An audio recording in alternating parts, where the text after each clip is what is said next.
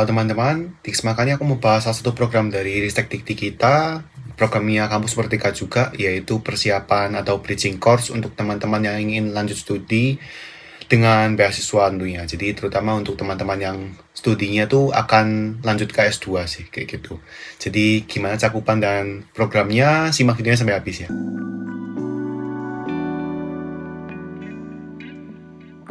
Jadi kalau misalkan kalian dengar kata kampus merdeka, mungkin ada beberapa program yang familiar di telinga kalian. Misalkan kayak program pertukaran, bukan pertukaran pelajar, tapi kayak apa ya, study visit yang ISMA itu loh, Student Mobility Program, yang kalian bisa spend beberapa waktu di situ, di univ-univ pilihan kalian, yang memang 2-3 tahun terakhir ini memang mereka membuka sangat banyak kuota kan kayak gitu. Nah, selain untuk mahasiswa yang masih aktif, melalui program ISMA itu juga ada program yang juga agak sedikit mirip untuk mahasiswa vokasi. Kemudian juga ada program ini yang namanya adalah Bridging Course. Jadi Bridging Course ini tujuannya adalah untuk mempersiapkan para calon penerima beasiswa studi lanjut dalam sebuah program selama beberapa bulan, dan di mana rekan-rekan di sini tuh akan diberikan pelatihan intensif untuk menjadi kandidat yang lebih berkualitas dalam melamar beasiswa kayak gitu. Jadi ini tuh bukan bentuk beasiswa yang akan mendapatkan gelar, bukan. Tapi dari Ristek Dikti itu mereka memiliki sebuah inisiatif untuk mengumpulkan rekan-rekan yang sekiranya kompeten untuk mendaftar beasiswa nantinya, kayak gitu.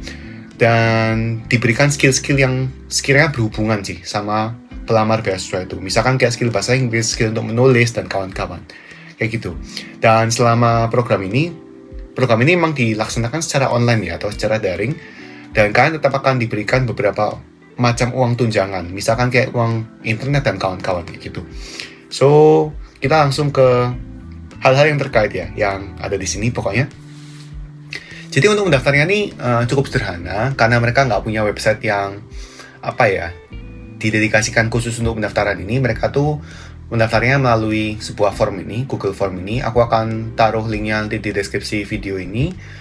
Jadi kalian tinggal ngisi aja formnya, tapi sebelumnya mungkin ini juga nggak ada sayang kita bahas dulu ya dari bookletnya ya. Jadi ini bookletnya ya untuk persiapan bridging course studi magister ya, berarti untuk S2 di luar negeri. Jadi ini dari Dikti sendiri kayak gitu ya. Oke, nggak terlalu ada yang penting harusnya. Jadi kegiatannya ini bisa kita lihat ya, bahwa ini tuh merupakan program insentif juga dari LPDP. Jadi dananya tuh memang dari dana abadi pendidikan kayak gitu. Kemudian tujuannya ini ya untuk memfasilitasi kandidat untuk menyiapkan diri supaya bisa memenuhi syarat untuk diterima di suatu program magister kayak gitulah. Oke, jadi ada beberapa kriteria lah kurang lebih. Kayak apa sih output yang diharapkan? Ya pokoknya outputnya adalah kandidat yang paham dan siap lah, dan juga kompeten untuk melamar program studi S2 kayak gini. Oke, jadi ini ada beberapa program ya. Yang pertama nih pengantar dan filsafat sains kayak gitu ya. Jadi untuk lebih memahami tentang fundamental dan mungkin kayak memberikan kalian gambaran makna dari studi kalian dan kawan-kawan kayak gitu ya.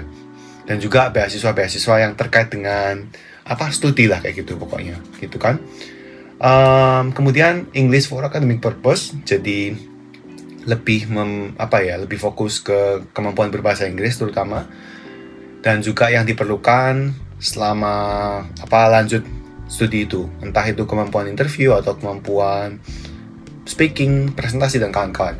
Scientific writing untuk membuat proposal penelitian yang pasti, karena kalian juga diharapkan bisa mendaftar sebuah beasiswa atau program magister, maka kemampuan untuk bisa membuat research plan yang bagus itu juga penting dan akan diberikan programnya kayak gitu. Dan juga kemampuan untuk presentasi dan kemampuan soft skill ya. Soft skill lainnya berupa attitude dan behavior yang lain-lain gitu ya. Gitu. Gimana etika dan kawan-kawan. Oke. Jadi kurang lebih ini ada eligibility umum, WNI pastinya, punya gelar sarjana atau masih program aktif, mahasiswa aktif yang sedang lagi dalam proses tahap tugas akhir lah kayak gitu. Oke, dan univnya ini atau perguruan tingginya harus perguruan tinggi yang diakui oleh Kemenristek Dikti kayak gitu. Usia maksimal 40 tahun dan juga memang untuk program S2 kayak gitu. Untuk IPK 3,25, jadi memang cukup tinggi dan memiliki kemampuan bahasa Inggris ya. Jadi minimal nih nilainya TOEFL 500 atau IELTS 6,0. Jadi dia ini mintanya nggak terlalu tinggi. Jujur aja untuk S2 tuh belum tentu nilai ini tuh cukup gitu. Belum tentu nilai ini cukup. Cuman di sini niatan mereka tuh bukan untuk mencari kandidat yang sudah siap dari awal, enggak. Mencari kandidat yang potensial, kemudian diasah lah, dipoles kayak gitu. Jadi untuk beasiswa bisa aja, IELTS yang diminta tuh 6,5 atau 7,0 bahkan. Kalau univnya memang univ top. Cuman ya ini sebagai titik awalnya dari Ristek Dikti yang mereka sediakan bahwa oke, kandidat yang memiliki nilai segini tuh masih bisa kita poles lah, masih bisa kita asah lah supaya bisa dapat beasiswa kayak gitu ya. Oke, dan juga dapat rekomendasi dari pimpinan perguruan tinggi atau lembaga atau perusahaan kayak gitu. Oke. Jadi proses seleksinya ada ya macam-macam kayak gini. Mengunggah berkas, kalau misalnya berkasnya memenuhi akan ada wawancara. Selesai. Kayak gitu. Jadi deadline-nya tanggal 24 Juni, cukup lama. Kemudian seleksi admin dan wawancaranya tuh 27 Juni, sedangkan pengumumannya tuh Juli. Lumayan cepat. Untuk pelaksanaan bridging course-nya sendiri tuh berlangsung kurang lebih Agustus, September, Oktober. Berarti 3 bulan, kayak gitu. Ini tentatif ya, jadi mungkin bulan atau tanggalnya masih bisa sedikit berubah untuk yang 3, 4, 5 ini. Kayak gitu ya. Oke, jadi ada beberapa hal yang bisa diberikan kayak gini. Dilaksanakan secara daring atau secara online dari tempat tinggal masing-masing. 3 bulan dengan jadwal course yang sudah ditentukan, kemudian akan dapat biaya living allowance online, jadi dapat uang tunjangan, dapat biaya paket data dan biaya transport kalau misalkan kalian nanti akan ngambil tes TOEFL atau IELTS kayak gitu. Jadi akan digantikan kayak gitu sesuai dengan ketentuan mereka.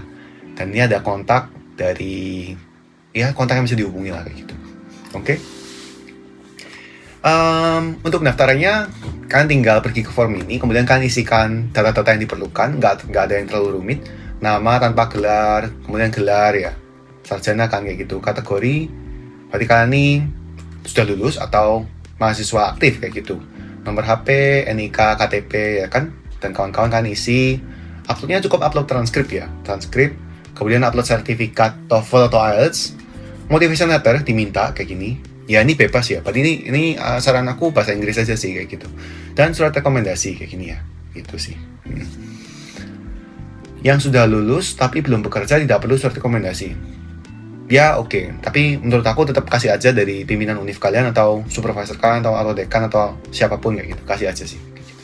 Oke, tinggal dikirim. Jadi gini aja. Aku cuma mau mensosialisasikan program ini. Menurut aku, kalau misalkan teman-teman sudah capek untuk ditolak beasiswa terus, melamar beasiswa mandiri masih belum dapat dan kawan-kawan, menurut aku insentif seperti ini tuh patut dimanfaatkan gitu, bisa dimanfaatkan. Biar kalian juga bisa refleksi gitu loh. Kira-kira apa yang kurang dari aku sehingga tidak bisa memperoleh beasiswa yang aku inginkan kayak gitu. Jadi harapannya dengan dibimbing oleh rekan-rekan dari Dikti juga kalian bisa lebih terarah dan juga mendapatkan hard skill atau soft skill yang dibutuhkan supaya kalian bisa lebih mantap melamar beasiswa. Kayak gitu ya. Aku kurang tahu kuotanya, tapi setahu aku tahun lalu tuh ada 100 sekian. Jadi harusnya juga kuotanya cukup terbuka, karena ini juga program untuk pelamar domestik kan, kayak gitu. Saingan kalian cuman peserta-peserta dari Indonesia aja. So, silahkan dimanfaatkan. Kalau misalnya kalian ada pertanyaan atau apa, silahkan tulis kolom komentar atau email aku juga boleh. Anyway, thank you for watching. Mungkin beberapa saat ini aku nggak akan terlalu sering upload karena ada kesibukan di kampus kayak gitu. Sudah mulai bulan-bulan yang agak kritis. Ya doakan aja. Kalau misalnya kalian juga email, mungkin aku nggak akan terlalu fast response. Cuman ya pasti akan aku balas. So yeah, thank you for watching and see you next video.